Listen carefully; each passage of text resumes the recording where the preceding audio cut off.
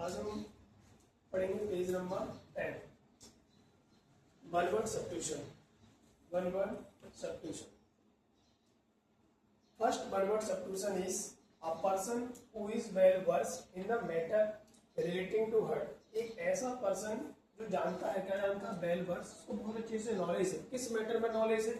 यहाँ पे गिवन है रिलेटेड टू हर्ट, यानी हर्ट से रिलेटेड किसी भी पर्सन को उसके बारे में बहुत अच्छी नॉलेज है। क्या कहलाता है? कार्डियोलॉजिस्ट। कार्डियोलॉजिस्ट का मीनिंग क्या होगा यहाँ पे? हृदय रोग विशेषज्ञ, यानी हार्ट से रिलेटेड जो भी कोई डॉक्टर वगैरह होता है जो ट्रीटमेंट करता है, उसको जिसके बारे में बहुत अच्छे से क्या होती है, रिलेटेड टू द हार्ट के बारे में, इस मैटर के बारे में बहुत अच्छे तरीके से क्या होती है, नॉलेज होती है। ऐसे पर्सन को क्या बोलते हैं? कार्डियोलॉजिस्ट। अगर हार्ट से रिलेटेड हमें कोई प्रॉब्लम है तो हम क्या बोलते हैं? कोई हमें सजेशन देता है किसी अच्छे इसको आप चेकअप कराएं, किसी अच्छे कार्डियोलॉजिस्ट से मिले, तो इसका मीनिंग क्या होता है? हृदय रोग विशेषज्ञ। हृदय रोग विशेषज्ञ, ठीक है। मेडिकल फील्ड से रिलेटेड टर्मिनोलॉजी है। Second one is one who use अगली इलिजिबल हैंड राइटिंग। वर्ड पढ़ा था हमने ऑलरेडी, इलिजिबल। इलिजिबल क्या होता है? जो पढ़ा ना ऐसे, तो एक ऐसी हैंड राइटिंग जिसको पढ़ा नहीं सकता, बहुत भद्दी सी राइटिंग है, अगली writing, that is called a cacographer. That is अशुद्ध लिखने वाला, cacographer. Clear? Next third one is happening again and again. कुछ चीजें ऐसी होती है जो एक बार होती है, उसके बाद हो सकता है कोई ट्रीटमेंट लिया और ऑटोमेटिकली जैसे ही हमने दवा बंद की उसके बाद पता पड़े वो फिर से वही प्रॉब्लम से दिया था। यहाँ पे happening again and again, that is called chronic. जैसे समटाइम हम किसी डॉक्टर से मिले, उन्होंने हमसे बोला या कोई पर्टिकुलर हमारे लिए स्किन रिलेटेड कोई प्रॉब्लम्स थी, तो जब तक उसका ट्रीटमेंट चलता है तब तक प्रॉब्लम नहीं होती। जैसे ही ट्रीटमेंट बंद होता है, टैबलेट बंद होती है, तो कोई चीज ऑटोमेटिकली हो जाती है, that is called N chronic. Chronic का हिंदी में नहीं होता स्वाभाविक। स्वाभाविक क्रोनिक। क्रोनिक मीन्स क्या होता है? स्वाभाविक, कोई चीज अपने आप हैपन होना, घटित होना।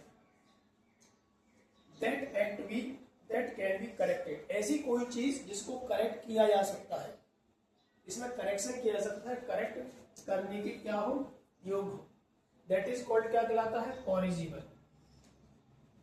हिंदी में हो जाएगा सुधारने योग।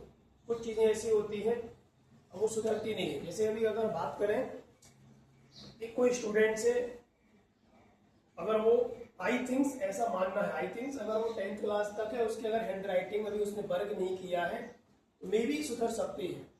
बट एक बार अगर आपने राइटिंग पे वर्क नहीं किया तो फिर वो क्या बन जाती है? आपकी नेचुरल बन जाती है, मीन्स को सुधारा नहीं जा सकता। तो मीन्स किसी पेरेंट्स ने मुझसे क्वेश्चन किया तो मैंने बोला कि सर इसकी हैंड राइटिंग पे थोड़ा सा ध्यान दे, तो मैंने क्या बोला कि हाँ मैंने चेक कर लिया है, कैसी है? कॉरिजिबल है, मतलब सुधर सकती है, अभी ज्यादा लेट नहीं है, तो that is called N corrigible, सुधारने योग्य। Very important.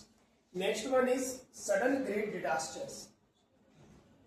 You know what the meaning of disasters? Disasters means क्या होता है? कोई प्राकृतिक आपदा आना, जैसे कि सुनामी आ जाना, तूफान आ जाना, बाढ़ आ जाना, फ्लड आना, ठीक, इस तरीके की चीजों को क्या बोलते हैं? डिजास्टर्स। प्रकृति का प्रकोप हो जाना, ठीक, that is called an catastrophe. Catastrophe का मीन्स होता है प्राकृतिक आपदा। प्राकृतिक माने नेचुरली, आपदा मीन्स क्या होता है? डिजास्टर्स, यानी जो कोई ऐसी बाढ़ आना, सुनामी आना, भूकंप आना, अर्थक्वेक होना, लाइक दिस, इन सबको क्या बोलते हैं? प्राकृतिक आपदा बोलते हैं। दे रखा है यहाँ पे सडन ग्रेट डिजास्टर्स और misfortune, that is called an catastrophe. Catastrophe का मीनिंग क्या होता है? प्राकृतिक आपदा।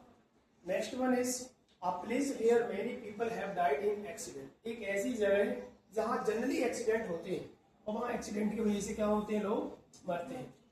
ऐसी जगह को क्या बोलते हैं? Death trap. कई बार हम रोड पर जाते हैं, सड़क पर जाते हैं, ट्रेवल करते हैं, वहां लिखा होगा खतरनाक स्थान, कृपया धीमे चले, आगे अंधा मोड़ है, टर्न ब्लाइंड, लाइक दिस। इस तरीके से वहां पे कुछ सिग्नल होते हैं। तो ऐसी कोई पर्टिकुलर प्लेस जहां अक्सर एक्सीडेंट वगैरह होते हैं, लोगों की डेथ हो जाती है, that is called N death trap. खतरनाक स्थान, खतरनाक स्थान, death trap. Last one is a period of 10 years। A period of 10 years, यानी कि जैसे अ पीरियड ऑफ 7 days क्या कहलाता है? Week. A period of 12 months क्या कहलाता है? Year. Same a period of 10 years, that is called decade. Decade means क्या होता है, 10 वर्ष का एक पूरा समूह को क्या बोलते हैं, डिकेड। सपोज मैं यहाँ पर हूँ, मैं बोला हूँ 1 डिकेड से क्या कर रहा हूँ, कोचिंग ले रहे हो, मतलब मुझे लगभग कितने साल हो गए, 10 ईयर्स। तो 10 ईयर्स को क्या बोलते हैं हम, जैसे 7 डेज को क्या बोलते हैं, वीक बोलते हैं। इसी तरीके से 10 ईयर्स को क्या बोलते हैं, डिकेड। तो ये रखा period of 10 year, that is called N decade. Decade का हिंदी मीनिंग क्या होगा, दशक। डिकेड का हिंदी मीनिंग क्या होगा, दशक। ओके, सो